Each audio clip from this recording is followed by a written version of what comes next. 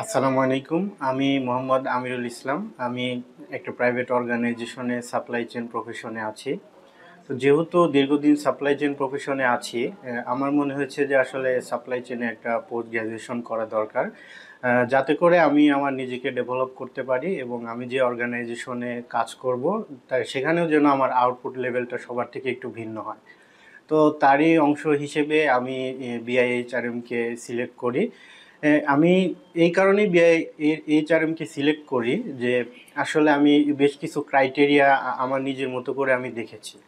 তার মধ্যে আমার সর্বপ্রথম ভালো লেগেছে সেটা হচ্ছে কোর্স ম্যাটেরিয়ালস ভালো লাগার পরে আমি যখন আরেকটু ডেপথে রিসার্চ করেছি, তখন আমার মনে হয়েছে যে আসলে বাংলাদেশে অনেকগুলা বেশ কিছু অর্গানাইজেশন আছে যারা অনলাইনে করায়, কিন্তু বিআইএইচআরএম একমাত্র অর্গানাইজেশন যারা হচ্ছে প্র্যাকটিক্যালি হচ্ছে ট্রেনিং করান। আমার মনে হয় যে ফেস টু ফেস কনভারসেশনের চেয়ে বড় কমিউনিকেশন আর কোনো কিছু নাই।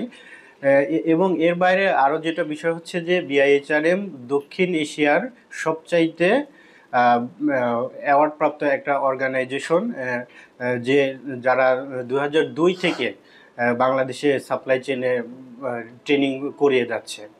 তো আমার কাছে যেটা এক্সপেকটেশন ছিল যে হ্যাঁ, আমি এখানে ভর্তি হলে পরে যে আউটপুট পাবো বা যেটা জানতে পারবো, আমি মনে হয় যে তার থেকে অনেক বেশি কিছুই আমি জানতে পেরেছি।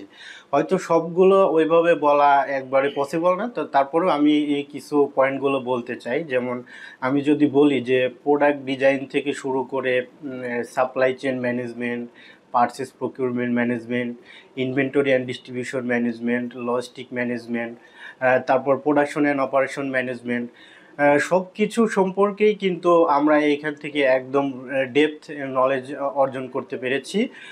এবং প্রত্যেকটা বিভাগই এমন পর্যায়ে ছিল যে আমরা কেপিআই থেকে শুরু করে তারপর এসওপি, তারপরে হচ্ছে মানে একদম প্রত্যেকটা স্ট্র্যাটেজি মেনটেন করে যেভাবে আসলে শেখা যায়, আমরা কিন্তু সেটা এখান থেকে শিখতে পেরেছি। আমি মনে করি যে এখন যদি আমার যে কনফিডেন্স লেভেল, আমি যদি এখন যে কোনো জায়গাতে I am ready to take responsibility in supply chain department in any position, আমার কিন্তু কনফিডেন্স লেভেলটা কিন্তু এরকম হয়েছে। আসলে এর পেছনে আমি অবশ্যই বিআইএইচআরএমকে ধন্যবাদ দিব, এবং স্পেশালি শরফুদ্দিন লিসান স্যার, যিনি আসলে সত্যি কথাই বলবো যে বাংলাদেশে একমাত্র অর্গানাইজেশন যারা দক্ষ মানব সম্পদ গড়ে তুলছে। হয়তো আমরা এখানে কিছু ফি পে করেছি, বাট আমি যে আউটপুটটা পেয়েছি আমার মনে হয় যে তার থেকে ফিটা খুবই অপ্রতুল, আমার কাছে এটা মনে হয়।